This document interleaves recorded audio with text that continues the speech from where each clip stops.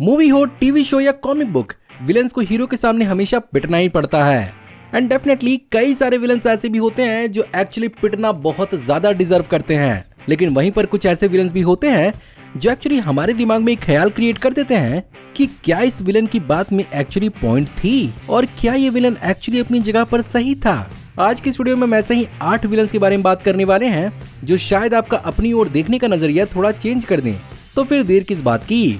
Hey guys, मेरा नाम है पंकज सागर और आपका स्वागत है गेमों को हिंदी के एक और फ्रेश वीडियो में। Now without wasting any more time, let's get started.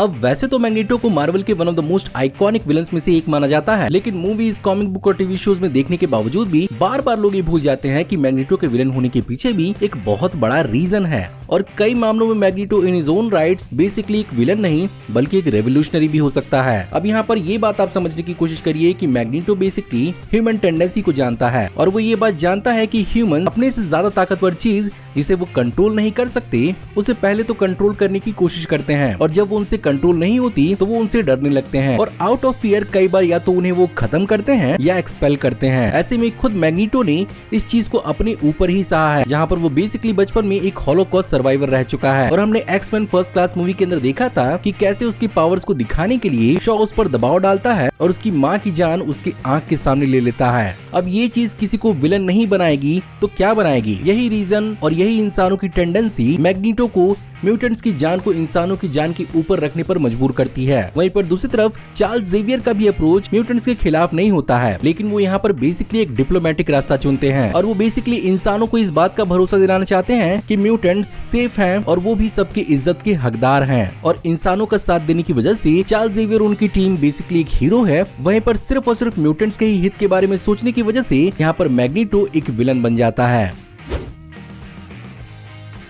Matrix movie का कॉन्सेप्ट इतना ज्यादा तगड़ा है कि इसने आज तक कई लोगों को पैरानॉइड करके रखा है और बहुत सारे लोग ऐसा मानते हैं कि वो एक्चुअली मैट्रिक्स में जी रहे हैं। खैर, इस फिलॉसफी के बारे में कभी और वीडियो में बात करेंगे। फिलहाल बात करते हैं कि क्या इस मूवी के अंदर दिखाए हुए मशीन एक्चुअली इस मूवी के अंदर मेन विलन थे। वेल, अगर आपने इस पूरी की पूरी मूवी फ्रेंचाइजी को एक्सप्लोर किया है तो आप ये बात तो मानेंगे ही कि हाँ, बेसिकली मशीन्स इस मूवी के अंदर विलन्स तो थी ही, लेकिन असल सच्चाई आपको इसके एनिमे सीरीज यानी एनिमेट्रिक्स में देखने को मिलेगी, जहाँ पर एक्चुअली इस बात को एक्सप्लेन किया गया था कि इंसानों ने यहाँ पर एक्चुअली रोबोट्स और मशीन को अपनी सेवा के लिए बनाया था। ऑफ कोर्स, जब इनके साथ अन्याय होता है तब रोबोट्स और मशीन कॉन्शियसनेस डेवलप करना शुरू करते हैं और वो एक्चुअली ह्यूमंस के खिलाफ रिवोल्ट करना शुरू करते हैं। और एक वक्त ऐसा भी आता है जब मशीन अपना एक पूरा का पूरा नेशन मिडिल ईस्ट में स्थापित कर लेते हैं, पर इंसान जैसा कि अपनी हरकतों से बाज नहीं आते, वो यहाँ पर मशीन्स को पूरी तरह से धरती के मैप से हटाना चाहते हैं, जिसके कारण होता है मशीन्स और इंसानों के बीच में असल लड़ाई, जहाँ पर लड़ाई मशीन जीत जाती है और इंसानों को अपनी कैद में कर लेती है। अब यहाँ पर मेरी बात को गौर से सुनिएगा। अब जैसा कि मशीन यहाँ पर इंसानों को अपनी पावर कंजप्शन के लिए इस्तेमाल करती हैं, वो बदले में इंसानों को एक ऐसी रियलिटी देती हैं जहाँ पर वो अपनी जिंदगी एक सेपरेट सिमुलेटेड यूनिवर्स के अंदर जी पाए। बदले में उन्हें अपनी लाइफ की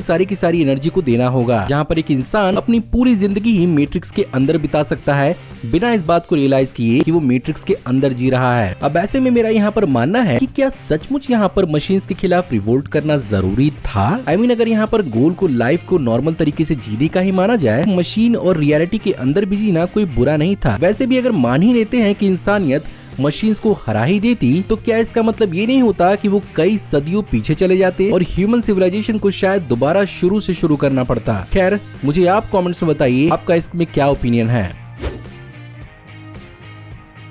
अगर आपने वॉचमैन मूवी या कॉमिक बुक को ध्यान से पढ़ा या देखा होगा तो आप इस बात से तो अग्री करेंगे ही, इस कहानी का क्लाइमेक्स काफी ज्यादा इंटरेस्टिंग हो जाता है। साथ ही साथ इंटरेस्टिंग हो जाता है इस कहानी का मेन विलन ओज़िमैंडियस, जहाँ पर अगर कॉमिक बुक के हिसाब से बात की जाए तो स्पॉइलर अलर्ट, पूरी दुनिया के ऊपर यहाँ पर न्यूक्लियर वॉर का खतरा छाया हुआ होता है, जिसके कारण एक्चुअली पूरी दुनिया को न्यूक्लियर वॉर से बचाने के लिए ओज़िमैंडियस एक फेक एलियन इन्वेजन को रचता है, जिसके कारण पूरी दुनिया के देश एक दूसरे के खिलाफ न होकर एकजुट हो जाएं कॉमन एनिमी के खिलाफ। और बेसिकली इस ओज़िमैंडियस के पर्टिकुलर मूव ने एक्चुअली डॉक्टर मैनहट्टन तक को आउट स्मार्ट किया था। बेशक उसका ये तरीका काफी पीसफुल नहीं था। इस मूव की वजह से पूरा का पूरा न्यूयॉर्क बर्बाद हो जाता है और लाखों लोगों की जानें जाती हैं, बट एक्चुअली यहाँ पर ओज़िमैंडियस दुनिया के कई और मासूमों को बचाने में कामयाब होता है। और यही रीजन है कि ये मूवी अंत में डिसीजन आप पर छोड़ती है कि आप यहाँ पर ओज़िमैंडियस को हीरो मानते हैं या विलन। कमेंट्स में आप बताइए कि ओज़िमैंडियस को लेकर ओपिनियन आपका क्या हमेशा से रहा है।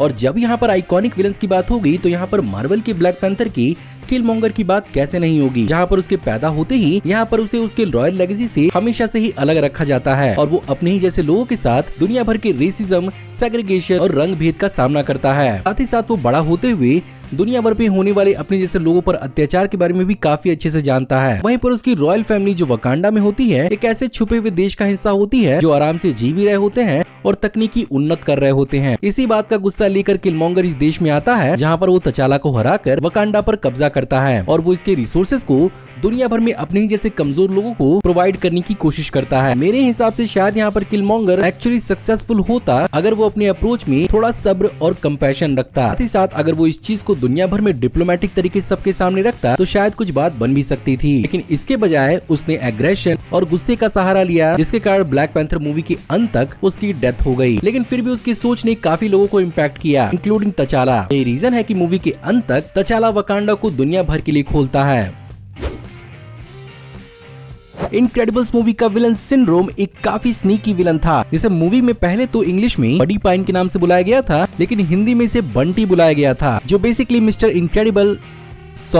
मिस्टर लाजवाब के साथ मिलकर एक साइड किक सुपर हीरो बनना चाहता था। बट ऑफ कोर्स यहाँ पर मिस्टर लाजवाब उसे सीरियसली नहीं लेते हैं, जिसके कारण खुद को साबित करने के लिए वो ऐसी बेवकूफी करता है जिसमें कई लोगों की जान जाने वाली होती है। अब ऐसे में कोई समझदार इंसान होगा तो वो यही मानेगा कि वो एक्चुअली सुपर हीरो के लिए नहीं बना है और उसे कोई और अच्छा काम करना चाहिए। बट यहाँ पर ये एक विलन की ओरिजिन स्टोरी भी बन सकती है और ऐसा ही होता है इस मूवी के अंदर, जहाँ पर वो अपनी पावर्स को कॉम्पनसेट करने के लिए अपनी ऐसी टेक्नोलॉजी को डेवलप करता है जिससे वो अलग अलग प्रकार के सुपर हीरोज को एक्चुअली हंट डाउन करने लगता है और एक्चुअली उसका मिशन होता है कि वो पूरी दुनिया से सुपर पावर को खत्म कर देगा, जो एक हिसाब से मेरे हिसाब से काइंड ऑफ ठीक ही होती, क्योंकि दुनिया भर में अनरेगुलेटेड और अनचेक्ड पावर काफी खतरनाक होता है। लेकिन फिर वो अपनी विलन वाली औकात में आ ही जाता है, जहाँ पर वो सबको खत्म करके खुद सुपर हीरो बनना चाहता है।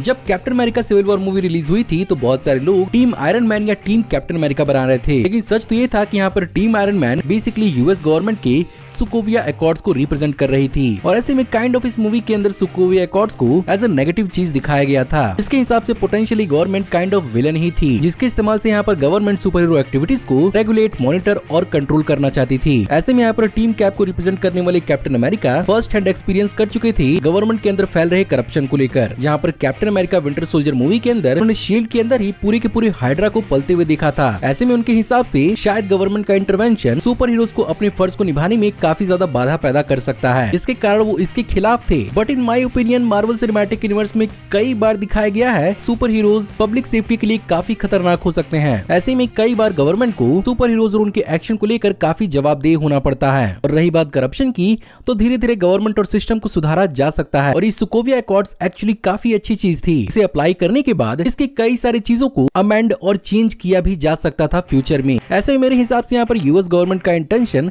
काफी सही था और आयरन मैन यानी टोनी स्टार्क का गवर्नमेंट को सपोर्ट करना काफी रीजनेबल। आप कमेंट्स में बताइए आपकी उस मूवी के दौरान क्या ओपिनियन थी और अब क्या ओपिनियन है। टाइलर डर्डन जिसने वो शुरू किया जिसका मैं नाम नहीं ले सकता, उसे उस मूवी के अंदर जिसका मैं नाम नहीं ले सकता, उसके क्लाइमेक्स में उसे एज अ विलन के रूप में रिवील किया गया था। एंड स्पॉइलर अलर्ट, उसे मेन प्रोटैगनिस्ट की एक स्प्लिट पर्सनैलिटी के रूप में रिवील किया गया था, जो उसे अथॉरिटी के नियमों के खिलाफ जाने, चीजों को तोड़फोड़ करने, लोगों को पीटने और नियमों को तोड़ने के इम्पल्सिव टास्क दिया करता था। और ये मूवी एक्चुअली रैट रेस और मॉडर्न कैपिटलिज्म पर एक काइंड ऑफ कमेंट ही थी, जिसमें कई जगहों पर मूवी के अंदर कई सारे पब्लिक प्रॉपर्टीज को तोड़ते हुए भी दिखाया गया था। ऑफ कोर्स ब्रैड पिट के रूप में टाइलर डर्डन को ये सारी चीजें करते हुए देखना काफी फनी और काफी चार्मिंग लगता है। सोचिए अगर आप रियल लाइफ में ऐसे इंसान के द्वारा टॉर्चर किए जाएं तो आपकी ओपिनियन इसके लिए कुछ अलग ही निकल कर आएगी। वहीं पर दूसरी ओर आज के मॉडर्न जमाने में इन चीजों को रेप्लिकेट करना, जिसे बहुत बार लोगों ने किया भी है, क्राइम माना जाता भी है और माना जाएगा भी। ऐसे में बावजूद इसके भी यहाँ पर टाइलर डर्डन के कई सारे पॉइंट्स को मूवी से नोट किया जा ही सकता है, जहाँ पर इस मूवी के अंदर नॉर्मल लाइफ, रैट रेस और ग्रीड को काफी अच्छे से टारगेट किया गया था, जिसके कारण एक प्रोफाउंड मैसेज एक पूरे के पूरे जनरेशन पर पड़ा है। यही रीजन है कि इस मूवी की इतनी बड़ी कल्ट फॉलोइंग है और ये मॉडर्न टाइम्स की one of the best movies में से एक है।